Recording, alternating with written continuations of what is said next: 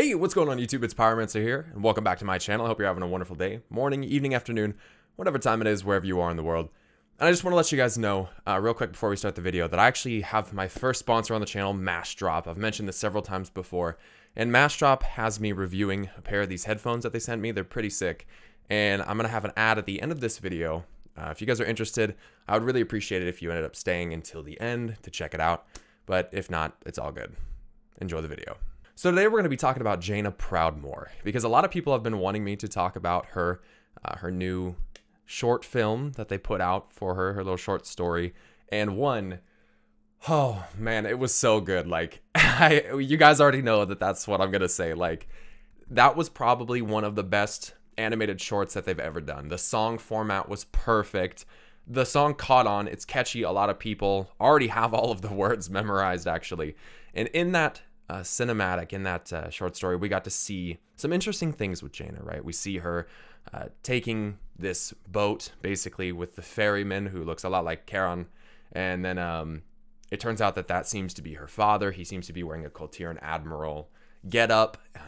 He gives her, or she gives him the pendant, the kul'tiran pendant, and then at the end when she says, "Father, I'm listening now," she kind of looks to the side and it disappears behind her. There's some interesting things that happen in that video, and obviously the number one thing that people are talking about is the ship being raised up from the bottom of the ocean. Is this necromancy? Pyromancer, is that necromantic magic? Well, no. She's just raising the ship up out of the water, but it is important that she has that ship, because I'm not going to spoil anything on Lordaeron, but we will see that ship again. And people have been bringing up one thing in particular, and that is in the artwork for Burning Teldrassil. There seems to be a really, really big-ass ship that we didn't really know where the ship came from, like what kind of ship it was. There was speculation that it might have been a large undead dreadnought. It could have been an unknown pirate ship. But the thing is we saw the ship that Jaina pulled out of the water with her arcane power. And some people are thinking that could be that ship. Now, currently in the War of the Thorns on live, we're not seeing any ships over there or anything. We're seeing some airships. I'm going to keep an eye out on those little zeppelins and stuff like that. I don't know if anyone's noticed that. But here's the thing. What does this all mean for Jaina? What is the ship? What would that even symbolize? I know Akalon made a video a while back in which he referenced some lines, I believe it was out of War Crimes, where Jaina says, what will you do when they're burning a world tree? I don't know why Jaina would say that. That's a very obscure thing for her to say. I'd have to go back and read the entire context of it. I mean, I do have the book, so that's something that I could do. But that is a bit weird. Now, do I think that Jaina Proudmoore would burn down a world tree? Honestly, no. The only reason that I say that is because if Jaina wanted the Horde and the Alliance to go back at each other's throats, I feel that it would be much more in style of Jaina's character for her to stage an attack on the Horde, not an attack on the Alliance, to get the Alliance to retaliate against the Horde. I feel like it would just be easier to go the other way around. But moreover, the thing about it is that Jaina seems to have this "I'm kind of done with everyone's bullshit" type of attitude now. I don't know if many people really see it that way.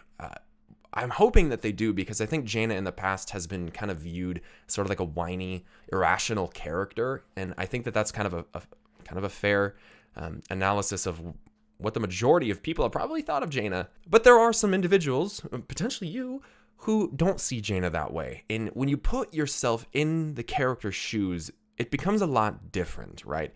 Jaina has, over the course of her existence in the game, all the way from Warcraft 3 up until now, tried to fight for peace.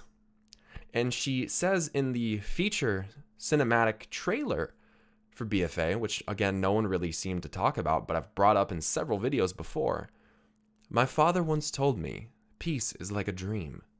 Beautiful, ephemeral, unattainable. I didn't listen. No one listened."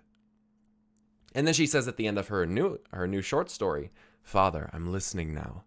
So she seems to have this comprehension and this understanding that the peace that she's been so desperately fighting to obtain is not going to happen. I mean, you got to think about what she did with her father, right? She flees to Kalimdor, works literally hand in hand with Thrall. Her father comes to Theramore, literally tries to basically save his daughter, you know what I mean, from these these beasts, you know. You can see how it's depicted in the short story. They're these monstrous, hulking, I mean, they're alien orcs that came from a different planet. Like, you gotta understand how her father must have felt about the situation. And Jaina, in order to try to obtain some type of peace, to just stop the fighting, she allows the orcs to kill her own father. That's gotta be hard. That's a tough decision. It's kind of a disturbing decision, but one that Jaina felt that if she made in that very moment, that maybe she could have peace. But like her father said, peace is like a dream. She did the same thing with Garrosh and Varian, and she tried to stop that fighting, and that didn't work. In her city, she paid the price for that. Peace is like a dream. Beautiful, ephemeral, unattainable. Ultimately, there cannot be any peace. And when you see what happened and what is happening currently on alternate Draenor, how we went there, we vanquished the Legion, you know, we took them out, and now we see the Naru and the Army of the Light slowly swelling across Draenor, taking over everything. That's what's going to happen to Azeroth if we have peace. We can't let that happen. You guys know why. I've spoken about the Draenei and the Void and all of that before. And a lot of people, you know, think that it's very meta, you know, oh, the nice thing that was good the whole time is now the enemy, but it's the light has been sketchy the whole time. This isn't new. This is something that's been breadcrumbed through several books, short stories. You guys should go on the Warcraft website and read Velen, A Prophet's Lesson, short story about Velen. I think you'd find it pretty interesting, but I'm going to do a video about that eventually. But anyway, back to Jaina Proudmoore. She has done so much in order to try to obtain peace and has been completely worked against. I mean, it's just not working for her. And I think that she's just at about that point where she's not going to go full psychopath, you know, try to murder everybody type of deal. But I think she's just kind of done trying to unite the two sides necessarily. I think she's just ready to work with the Alliance and just do, you know, whatever needs to be done. Here's the thing, though, is some people are like, well, is Jaina going to try to, like, take over the Alliance or, like, try to boss Anduin around? Here's the deal. Jaina, I think, still knows her place. And Jaina doesn't have that same type of relationship that she had with Varian, right? Anduin is a bit different. And a lot of people see Anduin as, you know, the boy king, you know, the child who's incapable of anything. But we've kind of seen Anduin grow into more of a stern figure over the course of Legion, through Before the Storm. And in the early days of BFA, we're already starting to see this. He's trying very hard to assume this role of king.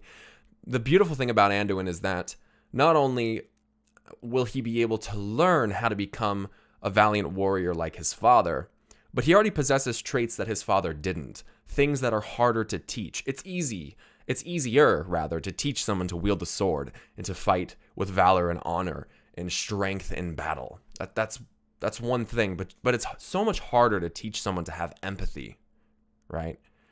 It's so much harder to teach someone to be a loving king that puts his people first, but also is considering, you know, all sides of the situation. Anduin is very thoughtful in pretty much everything that he does. He's much more of a diplomat than Varian Wrynn ever was.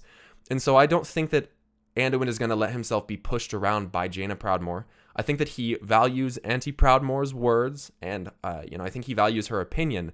But I also do think that Anduin should be able to recognize the fact that in our greatest time of strife, in fighting the Burning Legion for the final time, that Jaina kind of disappeared. And I know that her little comic said, you know, I went off to fight the Legion on my own, but I'm sorry, that's not okay. Jaina literally abandoned us at the very penultimate with the Legion. You know how much easier everything that we did would have been had we had Jaina Proudmoore? So it's something that Jaina kind of needs to make up for, if you ask me. But at the same time, I do think that her character is moving in a place right now where she's grown, she's able to kind of push past that animosity that's stirred up by the Horde and the Alliance and just do whatever the hell needs to be done. And I think that's really cool, especially because we don't have that many strong female character leads. In the past, we've had, you know, a lot of Varian, a lot of Thrall, those types of characters, Garrosh and the like. Now, I obviously they have Sylvanas in the spotlight right now, as well as Illyria. So it's not surprising that they're doing the same thing with Jaina, and I cannot wait for Queen Ashara. So I probably will do a video about that, but I just wanted to talk about this because I know a lot of people have been kind of wanting my opinion on it. Again, I really don't think that Jaina is going to be the one that burns the tree. What I think is going to happen is it's going to be both of our faults. It's going to be the Horde and the Alliance's fault. We're all trying to pin this on one individual, on one conspiracy type of deal where like one individual went out of their way to burn this down. Now, I do still think the old gods want the trees to be burned down. I really do. But at the same time, I don't think that this is going to transpire how we think that it is. From what I've seen in the War of the Thorns, we're doing the exact same thing on both factions. Like, obviously what Sylvanas is doing with attacking an unknowing Night Elven village, like that's kind of fucked up, but that's not really that new for Sylvanas. In fact, she's done far worse than that. And the thing about it is that, the Horde goes in and the Furlbogs are going insane. So Sylvanas decides, they could be a threat. They'll thank us in the long run for what we're doing. Go in and take out the ones that are literally going crazy. And on the Alliance side, they see that the Horde is here. That must be why the Furlbogs are going crazy. So we have to go in on Alliance because they're a threat to us, the Furlbogs, and we have to kill Furlbogs too. We're doing the same fucking thing. Like, what we're doing on the Alliance and what we're doing on the Horde, they're identical. Like, we go and we fight on the island out to the west of Master's Glaive over the Azerite. We kill each other there. We are fighting in Darkshore over the same damn thing. The thing about it is, Darkshore is already tainted. And this was pointed out to me by Vasky from Shinies and Lucky Doos. And what she said was that Darkshore has always been a problem, like especially with the corruption from Felwood. You got to think when Teldrassil got corrupted by the Nightmare, all of the aquatic creatures around that area went absolutely fucking berserk. Like, they went crazy. That's what the Nightmare does to you. But the Furlbogs hunt and fish out of those waters. They consume those fish. They eat that food. And so the Furlbogs have always been tainted with this corruption that's never been cleansed. So it's being played off as like, oh, the Horde's causing it, or like this or that, or the fighting, or whatever. No, it's just lingering corruption. It's never gone away. Darkshore, there's something wrong with Darkshore. It's called Darkshore, right? So I think that there's more at play here.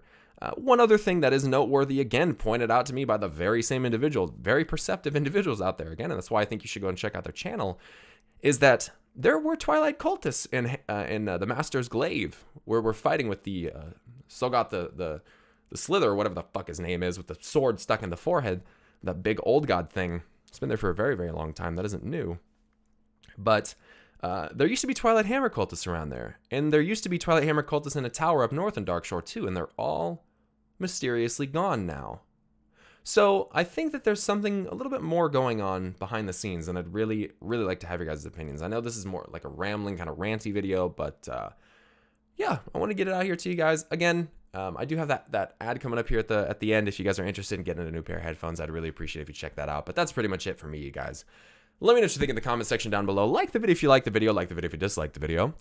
Subscribe to my channel if you'd like more content like this in the future. But that's pretty much it for me. You guys stay awesome. I appreciate you very much. And until next time, I will see you guys later.